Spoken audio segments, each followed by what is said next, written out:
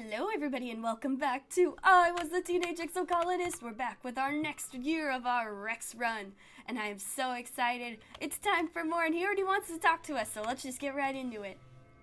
Over the years, a lot of people have started wearing a lot less clothing than you remember from when you were growing up on the climate-controlled stratospheric. Definitely a lot less than in the holovids you brought from Earth. Rex, though. Rex is really acclimated to Vertumna's hot, sultry weather. Awoo! Rex throws his head back and laughs so loud it echoes through the courtyard. Awoo! He howls. Ow! You both giggle, then lock eyes for a few seconds that feel like literal months. Eventually, Rex fixes you with a fangy smile and scratches the back of his head. It does things to his whole chest, shoulder, bicep situation. So, you like what you see, huh? He leans in, like sharing a secret. Me too, he whispers, then winks at you. Oh, I swoon! I didn't screenshot anything just now. And you already want to talk to us again? You spot Rex carrying supplies and big pieces of wood into the construction site at the end of the lounge, the future home of his bar. He waves at you, as much of a wave as he can do with his arms full of mushwood. Hey, Abby, he calls out to you. Things are going great in here, thanks to you. It'll be done in no time. You take a look at what you can see. Rex has kept it all pretty tarped up and hates letting people inside to peek. You can tell it's big. Perhaps a little too big. Ambitious, maybe, for a first solo construction project. But Rex has had a lot of help from his crew and from the whole colony. He'd have to be able to find enough wood. Luckily, it's ready to be finished now. You've seen this bar in your dreams. Rex was so proud of it, and it was perfect and huge. But it didn't have to be. The joy people had from going there wasn't from how opulent it was. It was from being able to relax with their friends. You remember joking with Rex about how people would have loved it, even if it was just a few planks and a keg of beer. The thing is, you remember other things too. It hurts when you try to remember specifics from your dream, but you have a feeling that maybe Rex doesn't have enough time to finish the darn thing. It feels like something bad's going to happen, and, well, we have to live life now, while the living's good. You tell Rex as much, and the look of relief on his face tells you that he's been thinking the same thing. You're right, Gabby, he says, scratching his ear. I should stop trying to make it so perfect, because it'll never get done. He smiles. How about we open it next week? About a week later, Rex stands before you and a few interested members of the construction crew, as well as a very excited-looking Nomi. I think it's time to open the bar, Rex says, uncharacteristically stuttering over his words. Thanks, Yabby, for reminding me what's really important, that we have a place to party. With that, Rex flips on the house lights. The crowd gasps and blinks around in awe. There's so much to see. Maybe it's not as spectacular as it could have been if you let Rex bang away at it forever, but it's good enough. There's a stage and a dance floor and a few places for people to lounge around on pillows, and, of course, there's a bar. It's a little lightly stocked for now, but you're sure Rex's next job will be to cajole some liquor out of the stores. You're so happy you convinced Rex to unveil it now. He's obviously a bit nervous, but it's not all quite right. But people love it anyway. What should I do? Quietly admire Rex's handiwork. During the day, this place will be a quiet cafe where people can gather with friends or sit and study. At night, Marz is going to lead karaoke nights, and Nomi will make sure the dance floor is always jumping. And I'll just be happy that everyone has a good time here, Rex tells you. It's great to finally have a place purpose-built for having fun. Thank you, Yabby, for all your help. Oh, I'd do anything for you, Rex. Give me a hug. Give me a hug! Yes. He's such a sweet guy, seriously. Even like disregarding the good boy and his flirtations, he's just such a sweet guy. He just wants people to have a good time. He wants people to be happy, and like that's so sweet. He built that entire bar not to make money or anything, but just because he wants people to have a place where they can be happy and have fun. It's so sweet. I love Rex. Best boy. The construction crew is building a communication tower out in the wilderness to let expeditions go to farther afield and still maintain communication with the colony. The tower will also expand the sensor range of the colony defenses, so Al and Bernie are feeling the pressure to get it done before the next attack during Glow. Guys, you have a whole year. The job is a tricky one. The tower is already built, and the only thing that remains is sending someone up there to finish attaching the actual communications equipment. As one of the youngest and lightest, you're chosen to make the climb. The tower is very, very tall. Is it tilted? I've got this! You put on your safety harness and start to climb the tower. This high off the ground, the harsh winds buffet your face and rip away your body heat. It's hard to manipulate the bulky electronics as your hands shiver from the cold. Far, far below, Al and Bernie and the rest of the construction crew watch anxiously. Can you get it done? Yes, I can. I can do it. My engineering's at 100, for fuck's sake.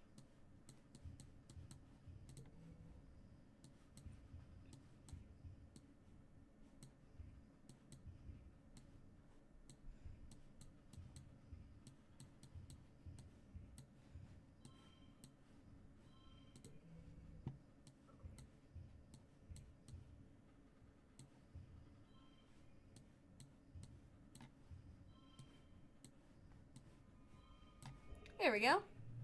Ooh! 3 stars. You masterfully install the electronics and give the crew on the ground a thumbs up. Bernie hits the power and you hear the tower come to life, emitting a comforting hum. Everything looks like it's working great, and your installation is sturdy too. Oh, look at that. You descend to the ground to a round of applause. You've done something great for the survival of the colony today. Al and Bernie are impressed with your work ethic and your skill. They give you a raise, so you'll earn more kudos every time you work in construction. Hell yeah! And it's my birthday! Let's go to the party! You slip into some party clothes and head over to the lounge to celebrate, well, yourselves. And yourself, specifically. It is your birthday, after all. Rex's bar is all decked out. The decorations look expensive. Must have taken a lot of nanoprinter creds. Your friends are transformed, too. Everyone is dressed up and looking like the young adults you're becoming. You can hardly recognize some of them. Marz catches your eye and waves, her bangles jingling joyfully. She looks like a model from her holomags, every inch of her primed, painted, and perfumed. Yavi, happy birthday. I'm glad you can make it, she says over the steady thrum of music. Drinks are over there. Make your song requests to congruence. And take off your shoes. You look down at your boots, then back up at Marz skeptically. She rolls her eyes and does a little bounce. Sock hop, just like Earth, duh. Oh, my girlfriend. At the refreshment table, Cal is stuffing his face with party food and Rex shoves 2 glasses of punch into your hands. Gotta stay hydrated, he says, pouring himself another glass. We'll be sweating it out one way or another. He winks at you.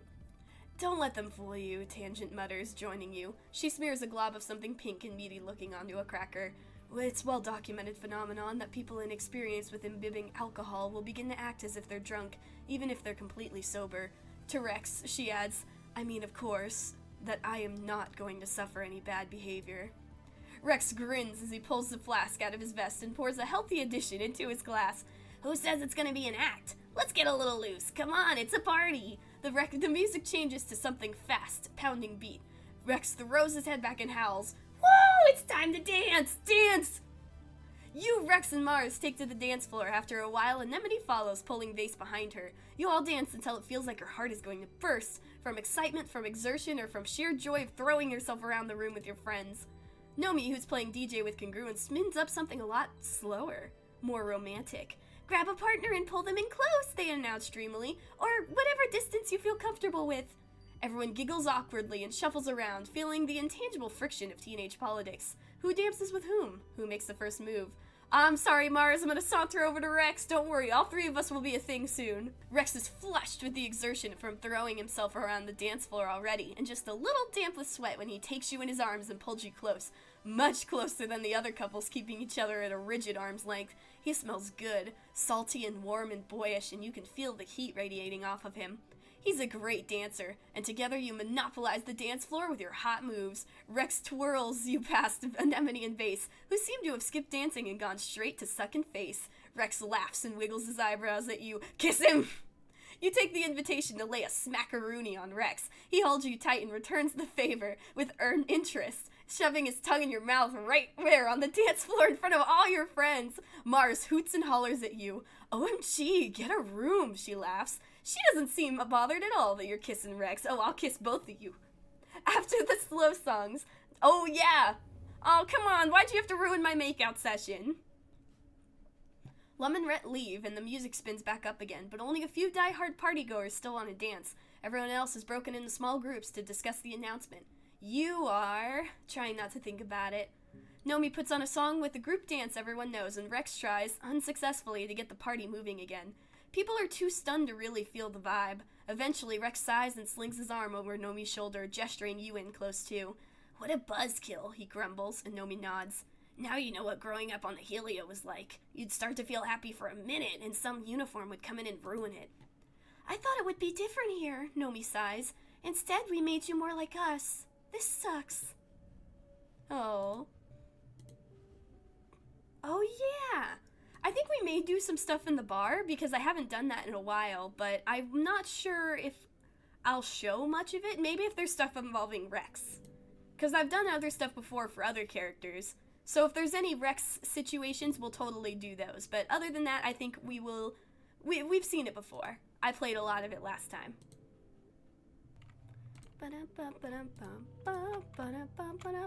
Ooh, hey guys. Look at us. We're a cute group of couple. Group of couple? What does that mean? Rex! Rex beams when he sees you walking towards him. Yabby, he calls. Just the person I wanted to see. You duck under the shade of an overhanging bit of construction. I wanted to talk to you about something, Rex starts without preamble. I wanted to talk about us. You're right. We should talk about it.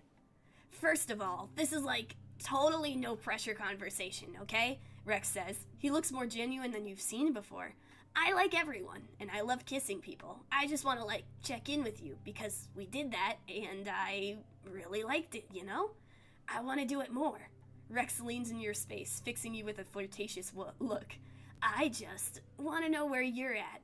What do you want from me? I mean, aren't you dating Marz now? He asks. I didn't ask before because it's not my business, but what's going on with that? We can be together. I like you. Will you be my boyfriend, girlfriend? Rex's eyes go wide. What? He stammers, standing up straight. He points at himself. Me? Really? Rex links his fingers behind his head and rocks back on his heels. I've never really dated anyone before, he confesses. I love people, and I really love fooling around with people, but those aren't always the same people, if you catch what I'm saying. It's like how I love Nomi, but I don't want to be sexy with them. And I've definitely hooked up with people I didn't really feel anything for, just because it was fun and we both wanted to. He stops rocking and takes your hands. If you're okay with that, I think we could have a lot of fun and just see where it goes. Okay, but won't dating be complicated? Rex tilts his head. What do you mean? Well, I'm dating Marz. I know, Rex exclaims. Don't be weird, but, I actually already talked to Marz about it. Yeah, we love healthy communication! At your confused look, Rex laughs sheepishly and brings up his hollow palm. Wait, you should just hear it from her. Marz's face comes up on Rex's hollow palm. What? She snaps. You're interrupting my me time? It's we time now, Marz. Hey, Angel, Rex answers. Can you tell Yabby that what we were talking about earlier? About me dating Yabby and stuff? Marz narrows her eyes in thought and then smiles. Oh, yes, right. Are they there right now? Yabby, darling, I've agreed to share you with Rex, if you were interested. She waves her manicured hand dismissively at the screen. Please feel free to do whatever your sordid little minds can come up with. I expect you to entertain me with the details, but I'm busy right now. Rex turns off his hollow palm and looks to you with a charmingly crooked smile. She said it nicer when I asked, he laughs.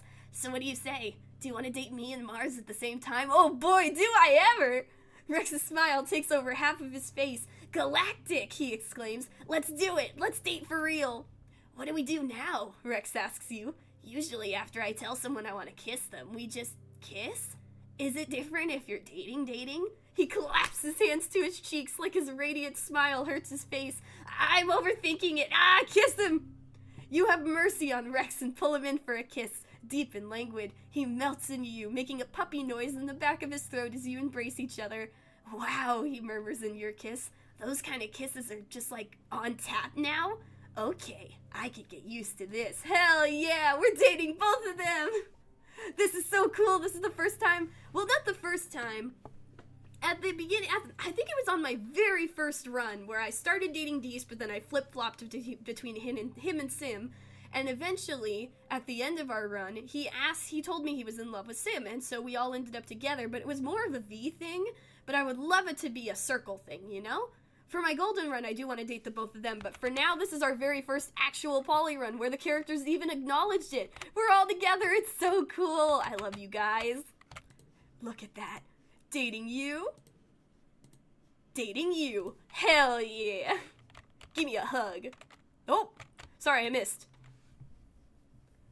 Hugs incoming. Rex throws his arm wide, catching you and spinning you around. He presses big, silly kisses into your neck until you squeal and kick your feet, and he puts you down, still squeezing you tightly. It's a good hug, the kind that makes you instantly a little more relaxed. And we can't forget to do something else. Do you want to go on a date? Rex's ears perk up and he wiggles his whole body. Oh boy, do I! Let's go! You head to the bar. You and Rex head over to the bar that Rex so lovingly built, and he reaches over the bar to pour you both huge mugs of fermented potato juice. You curl up together on a chair that's probably built for one person, but Rex's rather flexible interpretation of personal space means it doesn't feel crowded. You drink your potato juice slowly, exchanging colony gossip as Rex's hand gets higher and higher on the thigh you have slung over his. Eventually, he puts down both your empty mugs and leans in, kissing your neck. How about we get out of here, sunshine, he murmurs. You think it's a great idea, and it turns out you're absolutely right. Hell yeah. I'm just having the time of my life. I feel so giddy right now. This is awesome. Rex! You spot Rex sitting on the second floor of an unfinished building, his feet dangling over the edge. He waves at you and gestures you to come sit next to him. Hey, Abby, he says, shooting you a tight smile before looking back over the rest of the colony. From here, you can see the garrison soldiers marching around in formation, with Vase at the head. Rex watches them with an uneasy expression. Why the hangdog expression? Rex musters up another smile. That's a good one, he says. You always know how to brighten my day. You have one more surprise up your sleeve, though. You open your bag and pull out the dust melon you've lugged over from the canteen. Rex brightens and makes grabby motions with his hands. Yes, he exclaims. My hero! Rex tears into the soft rind of the melon with his fingers and splits it between the two of you. You sit together and watch Vase bark orders at the other young soldiers. Do you ever wish you were more like them? Rex scoffs, his lip curling a little as he takes a bite of the melon. No way. Marching around and taking orders? That's not the life for me. And it's just, everyone on the Helio listens to Vase, you know? And he doesn't like me, so that means I've always been an outsider, whether I wanted it or not. They're friendly to me, I guess, but it's not the same as having friends. Not like you or know me. He shrugs, exhaling heavily. It's a good thing I'm just a big friendly dog who everyone likes, you know? He jokes. Or it would probably hurt a lot more. What's the deal with you and Vase? Rex's mouth twists, and he spits a dust melon seed over the edge of the building. It's kind of a long story, and not a fun one, he says, avoiding your gaze. I'd rather not drag it up again, honestly. Can you give me the short version? Rex frowns as he scratches his nose, still looking out at the assembled garrison soldiers. The short version is that Vase isn't really the hero he tells everyone he is, he says softly. He's just a bully. Everyone acts like they like him, but they're just afraid of what he'll do if they step out of line. That's the impression I get, too. Rex nods with slow acceptance of someone who's long made peace with their situation. Yeah, it sucks, he agrees. It's just... Vase wasn't always like this, Rex says. He used to be kind of like me, a small weird kid with a chip on his shoulder who just really wanted people to respect him. He runs his fingertips thoughtfully over his left forearm, where a gnarled scar winds over the bone. Well, he got it, Rex continues. He looks like he might say more, but goes quiet for a few long seconds instead. Well, we know what that's about. I wish it was different, he says eventually. I wish he was different. Maybe we could have been friends. Maybe. Yeah, 'cause Vase broke his arm. The garrison soldiers break from formation, and you watch Anemone approach Vase. He sweeps her in his arms and swings her around. You can hear her delighted laughter from here. Rex watches with a frown. Anemone and I don't know each other very well, he says. Probably because Vase is telling her all kinds of lies about me, but I'm a little scared for her, you know? She doesn't know what he's capable of. Rex straightens up and puts on a happier face. I don't want to waste my day thinking about Vase, though, he says firmly. Not when there's friends to talk to and a whole world to explore and dust melon to eat. He leans into you with a flirtatious look. Of course, dust melon's not the only thing I like to eat. How about you and I take a break and go expand our palates? Hell yeah! It's always interesting to read about that and know about what happened and the history between them. It's kind of sad. If things had been different, they probably could have been friends, but it would have meant that Vase would have been an outsider too. I wonder how that would have gone. Another time, in another universe, maybe.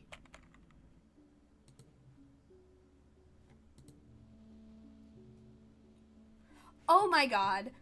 I quite enjoy these holographic videos you gave me, Sim says. I have been learning so much about humanity from them.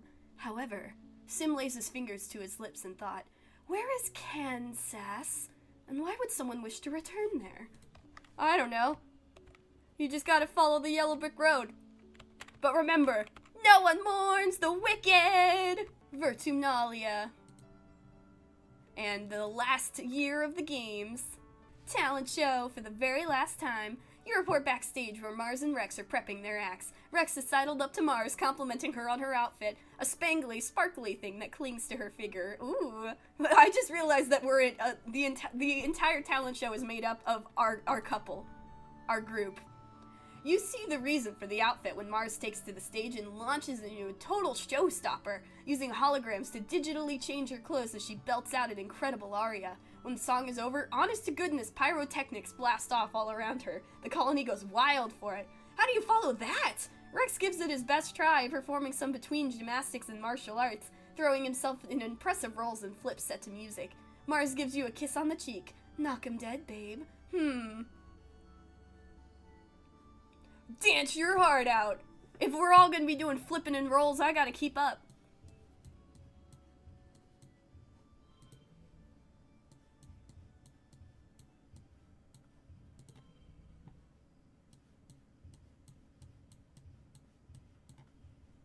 Yeah, I'll push through. Yeah. Last chance on stage, you're going to go wild. Heavy drum beats and dirty synths thrum through the speakers. You throw yourself around on the stage with reckless abandon, unleashing all the stress and pain of the last few months. By the end, you're drenched in sweat and heaving. You win by a large margin of vacuous applause. After the festivities, everyone is supposed to take a few weeks vacation.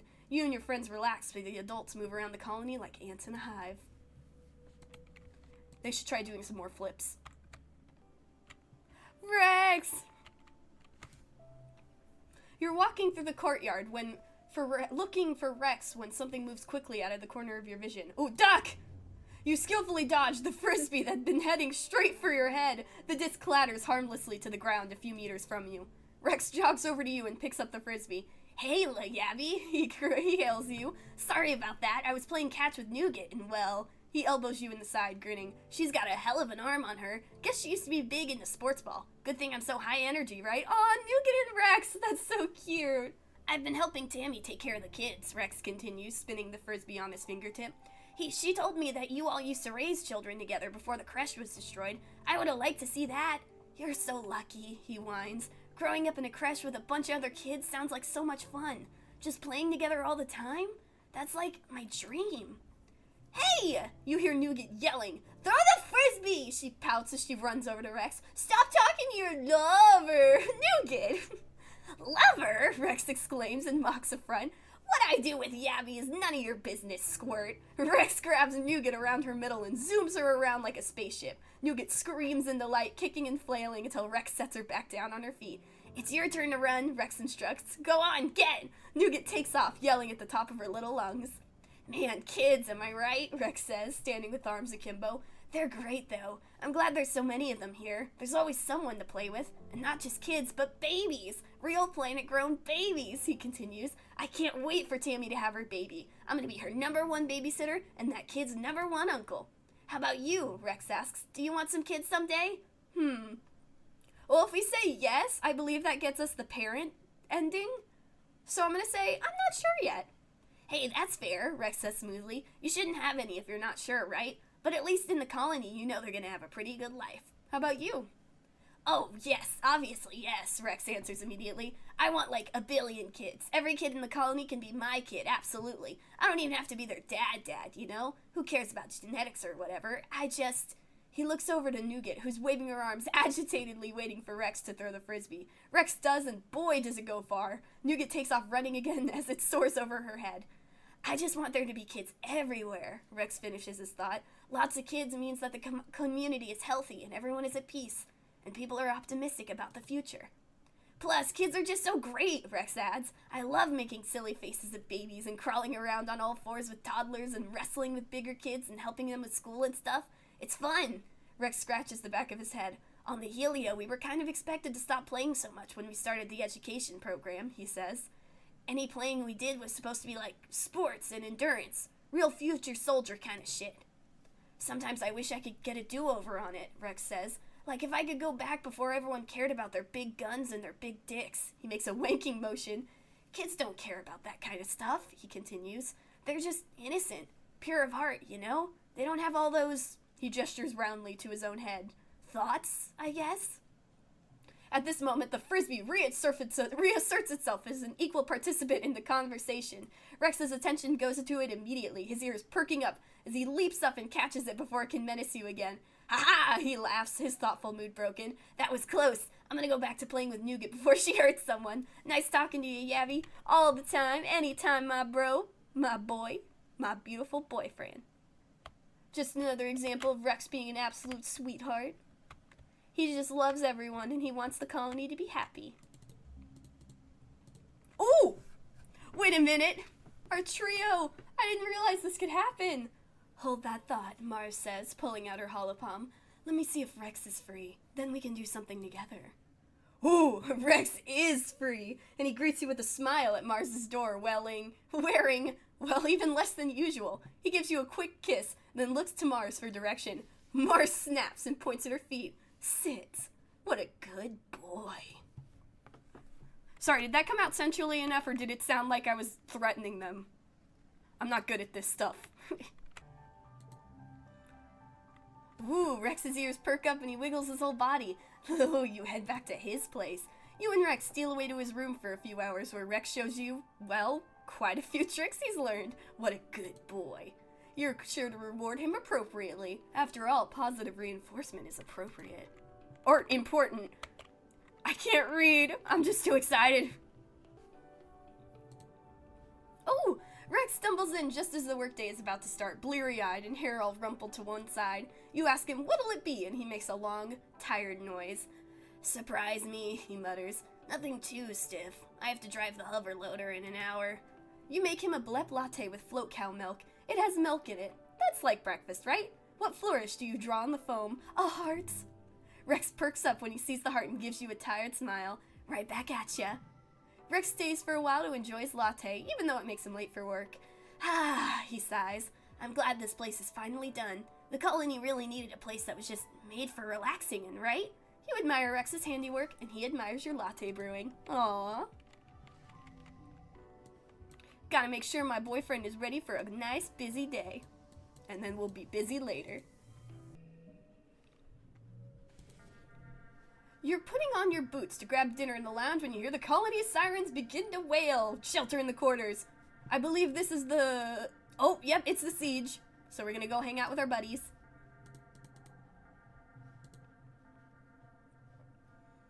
I'm gonna join Rex and Nomi.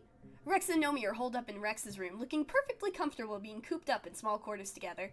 It's just like being in space, Nomi says, snipping at a bit of folded up paper. We're not used to all this wide open space, you know? If you're bored on a spaceship, you can only move from one tiny room to another tiny room. You have to learn how to make it be fun wherever you are. They open up the folded paper, creating a chain of paper figures all connected at the hands and feet. Rex is puzzling over building some kind of birdhouse for a very big bird. He lays down a line of glue and places a roof piece onto the walls. Honestly, it's nice to have a day off, he says. I've been meaning to build this Xeno house for a month, but the construction crew's been working non-stop. You help Rex with the Xeno house and listen to Nomi chatter away. They're so calm. Maybe the siege isn't bad after all. 4 more days passed. You remain trapped indoors. Finally, after the 6th day of the siege, you hear a curious sound. Silence. You run out into the colony square to see the soldiers returning from their posts. It's over! And Lum is bragging again, and Red is angry again. An end to another year, and talk about a productive one at that. We got so much done, and Rex still wants to talk to us. There's so much conversation with him, and we're in our poly relationship now, and there's already so much interaction between the two of them. I'd never done a poly relationship before other than the one with Decent Sim, but that was literally in the end credits area. So we're finally seeing all this has to offer. I can't wait to do it again. Maybe we'll see some stuff with Decent Sim in the Golden Run, but before that, we're gonna do it with Rex and Nomi too for the Governor Run. But we have to worry about that later. For now, we're gonna focus on our lovely Rex, our beautiful Marz, and anything else that might happen during that. But until then, thank you guys for watching. If you enjoyed, please consider subscribing. Remember to take care of yourself, do some dances and rolls with your partners, and have a good day.